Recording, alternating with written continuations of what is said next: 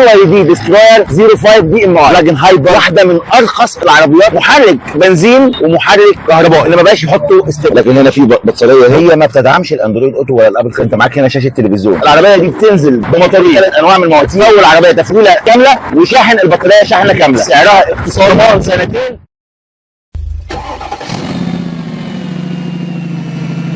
بي واي دي دستروير 05 دي ام اي، العربيه بلاجن هايبر، تقدر تقول كده واحده من ارخص العربيات البلاجن هايبر. العربيه موجوده حصريا في معرض فانتوم اللي في طريق السويس خلف محطه بنزينه جاردينيا. العربيه دي عايز اقول لك انها عربيه طبعا سيدان متوسطه الحجم، وبتنزل باثنين محرك بنزين ومحرك كهربائي، والعربيه دي هتنزل ضمن سلسله العربيات الورك شيب سيزونز من بي واي دي. طيب تعال نبص بقى على العربيه ككل. بص شكل العربيه وحجمها، زي ما قلت لكم العربيه من العربيات السيدان متوسطه الحجم، تصميمها سيمبل جدا. من المصمم بتاعها لما جه صممها وصممها من الجماليات البحريه، حتى لو بصيت على الشبكه بتاعتها جايه تصميمها توحى من الامواج المحيط. دخول العربيه بيكون برده بنظام دخول بدون مفتاح او كيلس انتري، والمرايات بتاعت العربيه ضبط كهرباء وطي كهرباء، وفي برده اشارات على المرايات.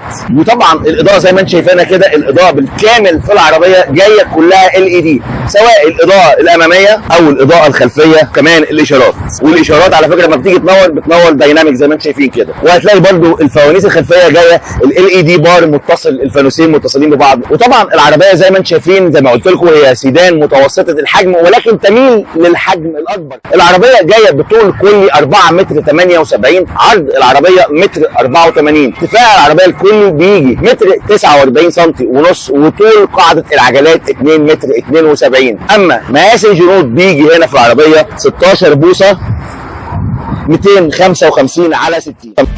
فتح الشنطه مانيوال، مساحه الشنطه 450 لتر. طبعا في هنا معانا اهو شاحن، وده برده الماده بتاعت اللحام الكاوتش، لان العربيات الكهرباء دلوقتي والعربيات الهايبر وبقت وصلت لكمان العربيات البنزين اللي ما بقاش يحطوا استبن. ده نوع من انواع التوفير عشان يقلل في الوزن بتاع العربيه. مع ماده لحام خلاص، لو لا قدر الله مثلا حصل اي حاجه في الكاوتش معاك بتاع، يبقى ماده اللحام دي، وبيبقى في كمان معاها كمان الكمبريسور اهو، يعني العربيه معاها كمبريسور وماده لحام. هتلحق انت بنفسك الخرم اللي حصل في الكاوتش وهتنفخ الكاوتش. زي ما انتم شايفين كده اهو، الشنطه دي مساحتها بعد ما عملنا طي لظهر الكنبه الخلفيه. وهنا بصوا في هنا برده اضاءه موجوده في الشنطه اهي. نفتح برده ممكن هنا نشوف في ايه كده. طبعا زي ما قلت لكم مفيش هنا استبن خلاص، لكن هنا في بطاريه اهي، وهنا في برده جيب كده على اليمين كمكان تخزين يعني. تعالوا بقى ندخل العربيه عشان نشوف اخبار المساحات والخامات اخبارها ايه. يلا بينا.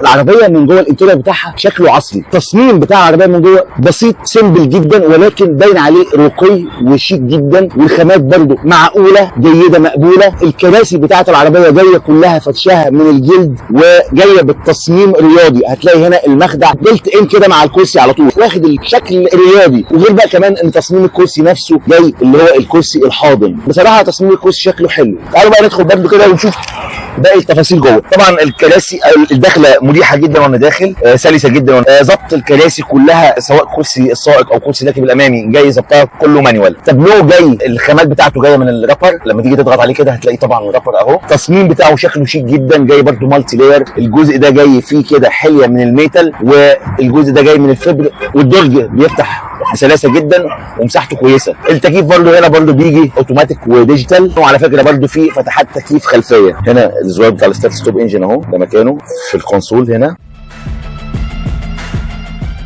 شاشه الانفوتينمنت هنا بتيجي 12.8 بوصه. هي ما بتدعمش الاندرويد اوتو ولا الابل كاربلاي، ولكن الموبايلات بتاعت الايفون او السيستم الاي او اس بالذات هي بتكون داعم ليه قوي جدا، زي الساعات السمارت في الايفون والموبايلات الايفون. طبعا هي فيها نظام الدي اي لينك الذكي اللي بيقدر يتعامل مع الاجهزه اللي من النوع ده. الشاشه كمان تقدر تحركها وتخليها بشكل افقي او بشكل راسي من خلال زرار العطاره هنا، وفي كمان هنا زرار في الشاشه، يعني انت تقدر تحركها من الشاشه هنا اهي. شايفين احنا حركناها من هنا ونرجعها بقى من هنا اهي من خلال الزرار ده. زي ما انت عايز. انت معاك هنا شاشه تلفزيون 12 و8 10 بوصه، حجمها حلو جدا يعني. الفكره العربيه فيها تكنولوجيا حلوه يعني. دي انظمه مساعده للسائق، فيها اللين بارشر وورنينج اسيست هنا كمان اهو. ده فيها كمان نافيجيشن درايفنج اسيست في السبورت والكمفورت، يعني فيها كمان نمط القياده الرياضي اهو الكمفورت. الشاشه بتاعت العدادات بتيجي ديجيتال، الوانها حلوه قوي، جايه برده 8 و8 من 10 بوصه. والطاره بتاعت العربيه جايه برده دي شيب وجايه جلد، وطبعا مالتي فانكشن كمان، تقدر تحركها في كذا اتجاه تلسكوبيك اهي. الكونسول بتاع العربيه شكله حلو جدا، شكله عصري خلاص، لا مش شكله تراديشنال خالص. حتى النقل بتاع الحركه هنا مفيش اللي هو العصايه بتاعت الفتيس، انت بتتكلم في عربيه اقتصاديه فيها الشكل ده من التجهيزات، لا حاجه حلوه جدا بصراحه. بص الفتيس بتاع العربيه اهو، زرار مش اكتر، في هنا مكان للتخزين، وهنا في 2 كاب هولدرز. الكونسول كله اللي هو الكونسول الطائر، في مساحه تخزين تحت، في مخرج 12 فولت، وفي كمان فتحتين يو اس بي اهو تمام، وتقدر تستغل المكان اللي تحت ده كمكان للتخزين. نكمل هنا بقى فوق. هنا انت عندك هنا الكونسول نفسه هنا عباره عن مالتي فانكشن للتحكم في بعض الانظمه اللي في العربيه. يعني انت تقدر هنا تظبط العربيه ككهرباء بس، تقدر تظبطها كهايبرد الكتريك فيكل، يعني تقدر تظبطها الاثنين، تمشيها بنزين وكهرباء او كهرباء بس. وهنا طبعا قلنا نقل الحركه، وطبعا فرامل اليد الكهربائيه، وفي كمان الاوتو هولد، وده كمان تقدر تظبط منه درايف مودز بتاعت القياده اهي. وطبعا تظبط هنا كمان التكييف. علبه التخزين اللي موجوده هنا عندنا، الخانه بتاعتها من فوق هنا جايه جلد، وجلد طري جدا، فيها كثافه سفنج، فانت حاطط دراعك عليها مريحه بالنسبه لدراعك عليها. نفتح بقى نبص حجمها قد ايه. لا مساحتها حلوه، هي مش عميقه قوي، ولكن مساحتها واسعه وكبيره، وفي جزء هيدن هنا موجود اهو، فمديه مساحه كويسه في علبه التخزين اللي معانا دي. المرايه بتاعه العربيه هنا بتيجي بخاصيه التعتيم المانيوال وليس الذاتي. الاضاءه هنا في العربيه بتيجي كلها من الاضاءه اللون الابيض LED، وفي هنا كمان جراب لنضاره. يا خساره لو كانت كملت بقى فتحه سقف، ان شاء الله حتى فتحه سقف كهرباء، بس هي دي اللي كانت ناقصاها يعني في العربيه. لكن غير كده العربيه الحقيقه عربيه حلوه جدا على انها عربيه اقتصاديه. تعالوا نبص برده بصه كده على البيبان هنا، برده نفس الديزاين بتاع البطانه بتاعت الابواب الاماميه الجانبيه، جايه بنفس الديزاين وبنفس الخامات اللي جاي بيها الديزاين والخامات اللي في العربيه من جوه. برده هو الجزء اللي هو ده جاي رابر، والجزء ده جاي بلاستيك، وفي هنا تويتر والاكره بتاعت الباب هنا، ومساحه التخزين اللي هنا مساحتها كويسه. تعالوا بقى نرجع على الماسوره الخلفيه عشان نشوف المساحات اخبارها ايه. يلا بينا. طبعا برضو وانا داخل في المقصوره الخلفيه المساحه ظريفه جدا، المساحه سلسه جدا، او زاويه الدخول واسعه ومش ما تضايقكش وانت داخل. انا قلت لكم ان طول قاعه العجلات 2 متر 72، فالحقيقه ان طول قاعه العجلات حلو جدا، بيبقى انعكاس انك هتلاقي في المقصوره الداخليه في العربيه وسع، وده اللي فعلا حاصل. اولا العربيه عرضها متر 84، فعرض العربيه هنا حلو جدا، خاصه ان العربيه برضو من بره سيمبل جدا في تصميمها، مفيش فيها اي تنفيخات في البادي او اي بومبيهات، فالعربيه كل ده استفاد منه ان العربيه من جوه بقت فيها وسع. الكنبه واسعه جدا في الكنبه الخلفيه. المساحه اللي ما بين ركبتك والكرسي الامامي مساحتها حلوه جدا، انا قاعد مش متضايق، مش الكرسي مش زانق في ركبتي. كمان مساحه الليج روم او اللي فيها مشط رجلك تحت الكرسي المساحه كويسه، فانت قاعد حاطط رجلك تحت الكرسي وفارده كمان، يعني مش متضايق. الهيد روم المساحه بتاعته كويسه جدا، ما يعادل قبضه ايد اهي. كمان هنا هنلاقي في مساحه تخزين او جيب في ظهر الكرسي الامامي، في فتحات تكييف خلفيه وفتحتين USB ومساحه تخزين. كمان نفق الفتيس يكاد يكون لا يذكر، لانه تقريبا يعني عقله صباع بالظبط ومسطح، فاللي هيبقى قاعد في النص مش هيبقى قاعد متضايق، لانه هيبقى رجلين الاثنين محطوطين هنا، مش رجل اللي رايحه هنا ورجل رايحه هنا. في هنا ايزوفلكس برده مثبت كراسي الاطفال، ولكن مفيش ارم ريست هنا. برده هنا البطانه بتاعت الابواب الجانبيه الخلفيه جايه برده بالرابر الطري، فبنفس التصميم الموجود في العربيه من جوه، برده الرابر الطري، الجزء الحالي من البلاستيك هنا، وكمان الجزء ده هنا برده بطانه سفنج هنا، وفي برده مساحه التخزين اللي موجوده عندنا هنا برده مساحتها معقوله نوعا ما. تعالوا بقى نشوف منظومه الحركه في العربيه BYD دستروير 05. يلا بينا.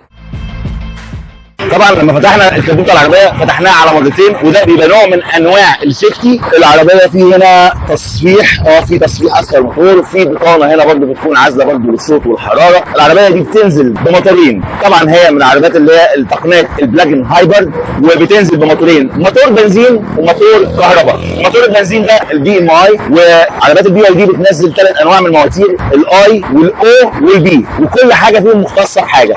الاي هنا بيكون مختص بالعربيات الاقتصاديه، والبي بيكون مختص بالعربيات اللي هي الاقتصاديه او المتوسطه اللي بتديك اداء افضل شويه. اما العربيات اللي هي الاو بتكون العربيات اللي هي اوف رود. زي ما قلنا ان العربيات بتنزل هنا بموتورين، موتور بنزين وموتور كهرباء. موتور البنزين هنا بيكون 1500 سي سي 4 سلندر 110 حصان. ونقل الحركه اللي بيجي بيه العربيه هنا بنقل الحركه سي في تي. اما موتور الكهرباء فبيجي موتور بقوه 132 كيلو وات او بما يعادل 180 حصان. اما البطاريه بتاعت العربيه فبتيجي السعه بتاعتها 8.3 كيلو وات. العربيه دي بتمشي بمدى في الشحنه الواحده في الشحنه او التفويله، يعني شرط ان عشان تمشي الرقم اللي هقوله لك ده تكون مفول العربيه تفويله كامله وشاحن البطاريه شحنه كامله، فبتمشي حوالي 1200 كيلو متر. ومده شحن العربيه هنا في الشحن البطيء بتاعها بتاخد حوالي 2.5 ساعات. كمان العربيه ممكن تمشي بيها من خلال بطاريه الكهرباء بس لوحدها، يعني تقدر تمشي بالعربيه بس كهرباء من غير البنزين اراوند كده او في حدود من 45 ل 55 كيلو. العربيه بتيجي بتعليق امامي ماكسس والتعليق الخلفي مالتي لينك. تخيل تعليق مالتي لينك نازل في عربيه اقتصاديه وبتيجي ب4 ايرباج. طيب تعالوا بقى نتكلم على وسائل الامان اللي نازله بيها العربيه. الحقيقه العربيه نازله بوسائل امان تعتبر محترمه جدا. طبعا العربيه نازله بوسائل امان محترمه جدا، نازله بالاي بي اس والاي بي دي والتي سي اس، وكمان فيها نظام البريك اسيست او مساعد الفرامل، فيها لين بارشل وورنينج، فيها مثبت سرعه تكيفي، فيها حساسات ركن خلفيه وكاميرا رجوع خلفيه. لو قيمنا العربيه كده كتقييم سريع، العربيه طبعا عربيه من فئات العربيات الاقتصاديه، ومع ذلك هي عربيه بلاجن هايبرد. فانت بتتكلم في عربيه سعرها اقتصادي. العربيه نازله هنا حصريا في معرض فانتوم نازله بسعر 925,000 جنيه، وكمان ممكن تاخد ضمان سنتين ب 25,000 جنيه. فالعربيه تعتبر سعرها اقتصادي جدا، غير بقى التجهيزات اللي مقدمها لك في العربيه. فعربيه اقتصاديه فدي تعتبر بصراحه يعني فاليو فور ماني. طبعا حابب اشكر اداره معرض فانتوم للسيارات لاتاحتهم الفرصه لتصوير العربيه اللي معانا النهارده، عربيه البي واي دي دستروير 05. وكده اكون وصلت لنهايه الفيديو الخاص بالعربيه بي واي دي دستروير 05. اتمنى يكون الفيديو عجبكم، ولو عجبكم الفيديو ما تنسوش تعملوا اشتراك للقناه وشير الفيديو عشان يوصل لكل محب السيارات. واشوفكم فيديوهات ثانيه يا رب ان شاء الله، واقول لكم السلام عليكم.